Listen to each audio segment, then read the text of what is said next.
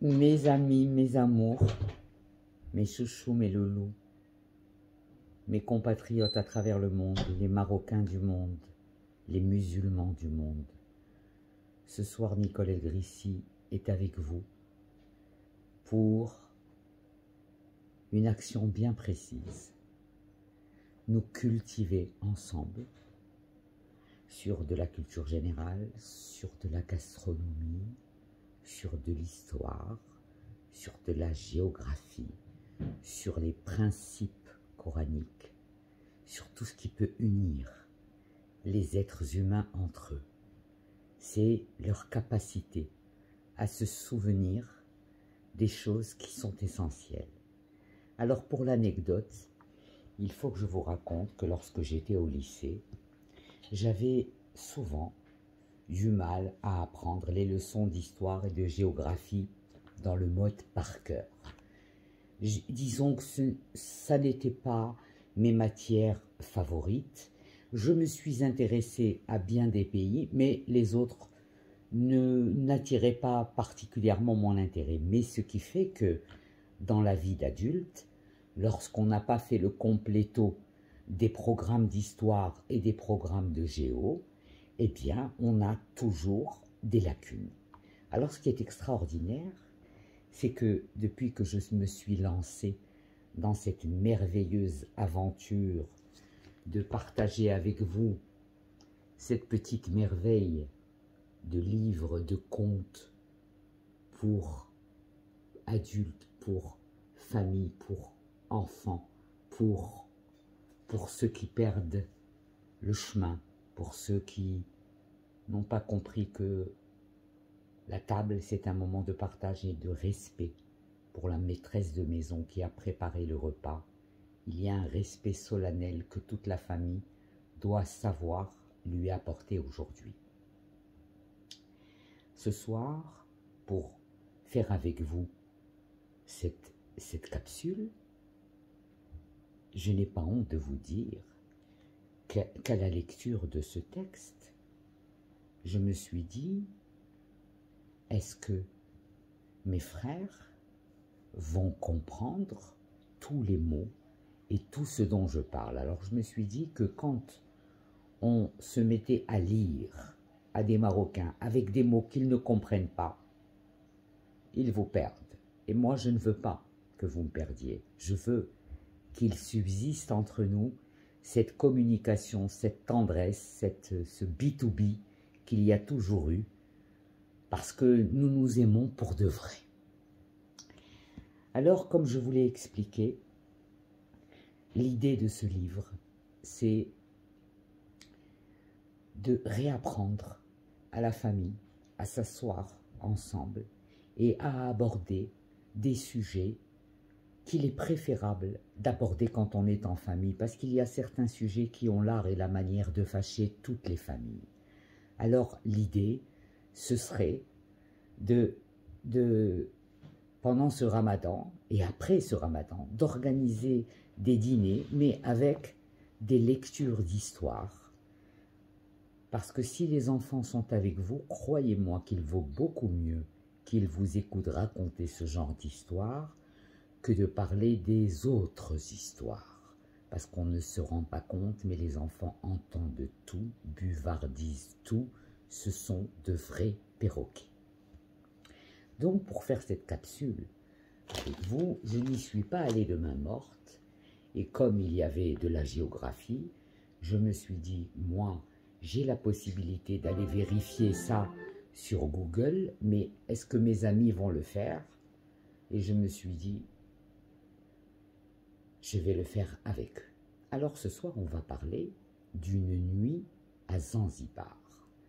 Je ne sais pas si tous ceux qui vont écouter cette capsule savent où se trouve Zanzibar, mais pour vous donner un ordre d'idée, pour qu'on se mette dans l'ambiance, je vous ai préparé quelques images de Zanzibar sur YouTube et je veux qu'on se mette dans l'ambiance de la Tanzanie, L'archipel de Zanzibar, situé dans l'océan Indien entre 25 et 50 km du chemin vers Dieu, pour s'évader du monde. Et regardez, c'est un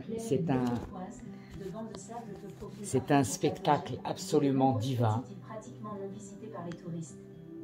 Explorer le site du patrimoine mondial de Stone Town, le vieux quartier de Zanzibar City, ou aller simplement de plage en plage, chacune étant meilleure que la suivante. Zanzibar est l'une des principales destinations d'Afrique en ce qui concerne les personnes souhaitant voir des plages de classe mondiale, mais aussi découvrir un lieu où l'architecture et la culture de classe mondiale se rencontrent dans un paradis tropical. L'île de Zanzibar est située dans l'océan Indien, semi-tropicale et est célèbre pour ses plages luxueuses. L'île est également célèbre pour être une plaque tournante majeure pour le commerce des épices. Les habitants de Zanzibar disent que l'île a de nombreux mystères à découvrir. J'espère que vous avez eu des images et un petit air de Tanzanie avant que nous ne démarrions cette histoire. Cette histoire se passe pendant une soirée de Ramadan en Tanzanie et elle va nous parler d'un couple. Elle va nous parler d'un couple qui vit à Zanzibar. Alors, je veux ouvrir une parenthèse et la refermer. Comme vous le savez, le Maroc est situé dans un couloir divin. Nous sommes entre l'Europe et tout le reste de l'Afrique. Nous avons donc une position divine que Dieu nous a donnée et qui fait que, aujourd'hui, les choses sont telles que nous sommes en train de nous rapprocher un maximum de tous nos frères africains qui ont subi longtemps, beaucoup trop longtemps, d'être exploités par des pays européens qui ont aspiré toute leur richesse. Aujourd'hui, l'Afrique se réveille, l'Afrique est belle, l'Afrique chante, l'Afrique fait des succès, la musique africaine est très aimée. Et puis en étudiant cette capsule pour vous, je me suis dit, waouh, Zanzibar, c'est les Seychelles, mais dans une autre version. Les Seychelles sans, comme dirait Gad Elmaleh, sans les blonds. Alors mes amis, nous allons partager dans cette capsule l'histoire de Djibril et Zakia. Djibril et Zakia avaient été gratifiés de 2 beaux enfants, Nusrat et Nejma. Ils habitaient un village au nord de l'île, bordé par les eaux turquoises de l'océan Indien. Djibril était pêcheur. Pour arrondir les fins de mois, il travaillait aussi comme guide touristique durant la haute saison. Et Zakia, elle, était employée dans l'agroculture. Elle fabriquait des accessoires qu'elle vendait aux estivants. Un couple tranquille avec 2 enfants.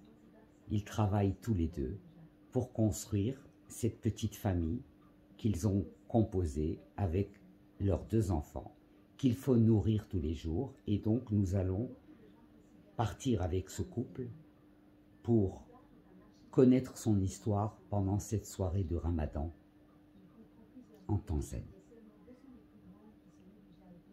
Djibril embarquait dans son boutre, petit bateau comme il y en avait dans le documentaire.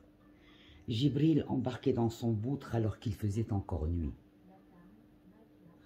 Au petit matin, les bateaux de bois rentraient le ventre alourdi de poissons et de crustacés en tout genre, dorades, marlins, homards. Ce sont les richesses de la nature. Femmes et enfants, munis de seaux en plastique,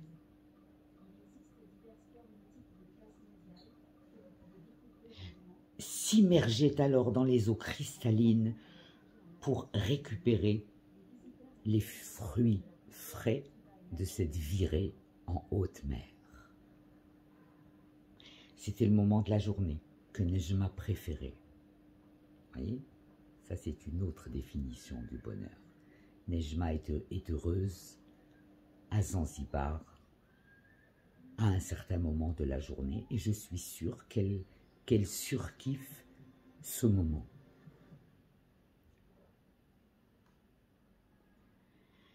Elle en aimait le vermeil du ciel, le doux clapotis des vagues contre les coques des embarcations et les effluves de l'océan qui doucement se réveillent. Qu'elle était paradisiaque, son île aux plages de sable blanc, à la lumière 1000 fois changeante et à la végétation luxuriante. La collégienne voulait connaître tout l'archipel. Elle avait visité avec sa classe l'île de Kilwa Kisiwani, qui abritait les vestiges du puissant sultanat médiéval du même nom. Témoin d'une époque glorieuse où l'archipel prospérait grâce au commerce des épices. Perses, arabes, portugais ou anglais, tous avaient laissé leur empreinte chez les descendants du peuple bantou. Le peuple bantou, que le nom bantou est très mignon et je suis sûr que vous ne savez pas ce que veut dire le mot bantou et c'est bien pour ça que j'en ai préparé la définition pour vous parce qu'il est hors de question que vous sortiez de cette capsule sans avoir appris un minimum de choses qui resteront marquées contrairement à ces millions d'images que nous voyons défiler et qui ne marquent ni notre âme, ni notre cœur, ni nos mémoires. Alors, les langues, le peuple bantou parle toutes les langues bantoues qui existent sur le continent africain. Ce sont des langues bantoues. Que nous ne comprenons pas. C'est un dialecte bantou. Ils sont répartis du Cameroun aux Comores, les bantous kolom, et du Soudan à l'Afrique du Sud. Donc on a un peuple très très différent, sûrement d'une gentillesse de légende, comme le sont la majeure partie des Africains. Et là maintenant, nous allons avancer dans la lecture pour savoir où va finir ce couple pendant cette soirée ramadanesque.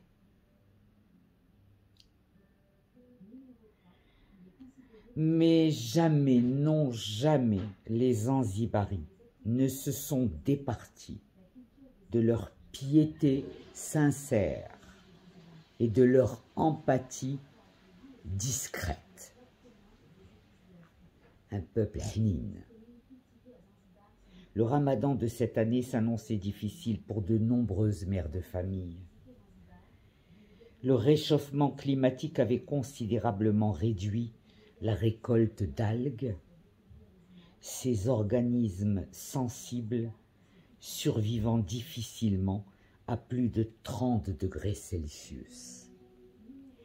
Mais les mamas, comme on les surnommait affectueusement, n'avaient pas coutume de se plaindre. Elles continuaient à besogner sans relâche. L'eau jusqu'à la taille, un fichu sur la tête, pour seule protection contre le soleil. Zakia toquait parfois à la porte de sa voisine Amina pour lui réclamer du gingembre ou de la cannelle. Le troisième soir de Ramadan, alors qu'elle préparait le ftar, elle demanda à sa fille d'aller lui chercher un peu de curcuma chez Amina. En bantou, c'est Jibilia al-Kharkoum min 'and Amina. ايوا الا كان شي واحد فيكم كيعرف يهضر بالبونتو ولا باغي يتعلم البونتو pour aller participer au développement de l'Afrique voisine, c'est le moment. Donc le troisième soir de Ramadan, alors qu'elle préparait le ftour, elle demanda à sa fille d'aller lui chercher un peu de curcuma chez Amina. Najma s'exécuta, mais à son retour, intriguée, elle ne put s'empêcher de questionner sa mère. « Maman, nous avons toutes ces épices en quantité suffisante chez nous. Pourquoi continues-tu à en demander à Amina ?» C'est alors que sa mère lui répondit. « Notre voisine est encore plus pauvre que nous et nous réclame très souvent quelque chose. De temps à autre, je lui demande à mon tour quelque chose de menue valeur, de petite valeur, afin qu'elle sente que j'ai aussi besoin d'elle.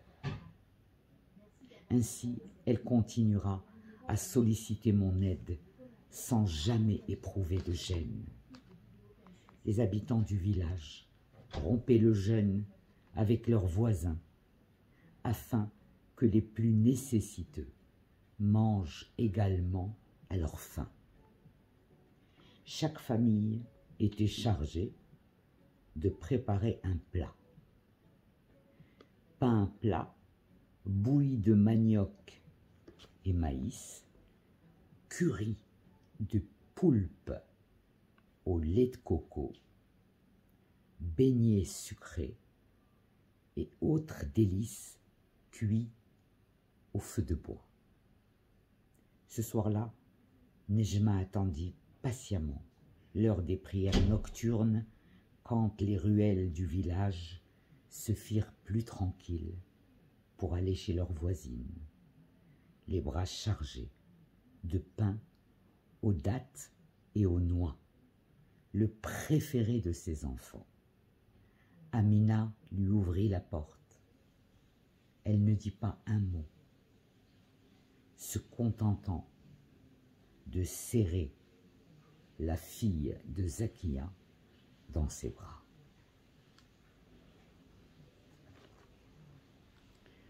Dans cette histoire, on parle de quelque chose qui se fait extrêmement rare de nos jours. On parle de délicatesse, d'être délicat au point de penser aux autres, surtout quand vous savez que ces autres-là ont cette fierté, cet orgueil d'avoir du mal à demander de l'aide.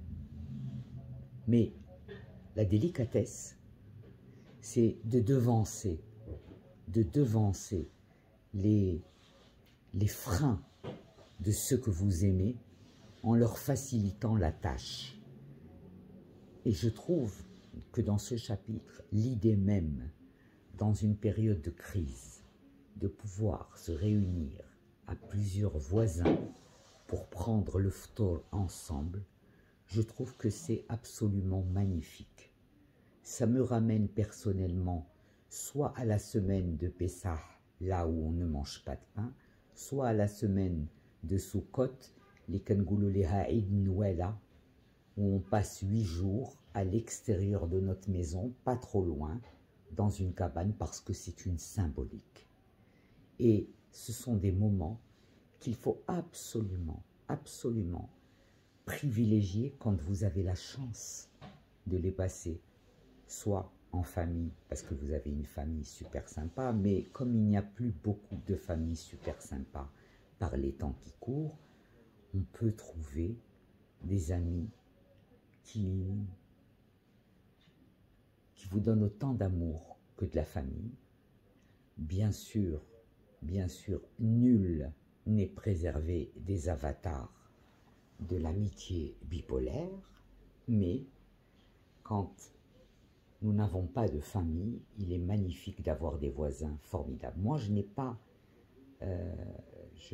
j'étais d'Asra avec 2 ou 3 voisins de tout mon immeuble dans une vie de voisinage. Je n'étais pas du style à copiner avec les voisins parce que je n'avais pas le temps, je rentrais toujours très très tard, je me levais le matin, j'allais travailler et les années ont passé comme ça.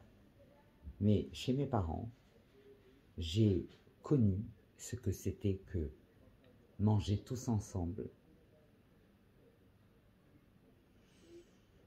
Et ce sont des souvenirs qui n'ont jamais quitté ma mémoire. Aujourd'hui, je parle encore avec ses voisins et je les salue.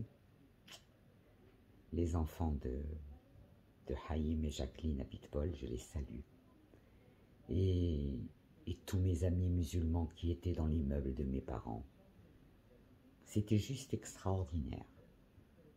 Je t'embrasse, Hajjamina. Et donc voilà. Et ce chapitre nous invite à l'humilité, à ne pas mettre les gens qui sont dans la difficulté, à ne pas les mettre davantage dans la difficulté. Parce que ce n'est pas un jeu. Et ce chapitre, qui s'appelle « La 3e nuit à Zanzibar », finit par un proverbe. N'est pas croyant, mais qui aime Allah, celui qui passe la nuit le ventre plein, l'ikeibet bkersho hamra, alors que son voisin a le ventre vide. Au jaro, mais indouche beshiakoul. C'est un hadith du prophète Mohammed sallallahu alayhi wa sallam qui est extrait de El Tabarani et Abu Yallah d'après Ibn Abbas. Donc, vous voyez que dans le Coran, il est écrit des recommandations pour prendre soin de son voisin, de son ami et de son autre, de son proche, de son prochain.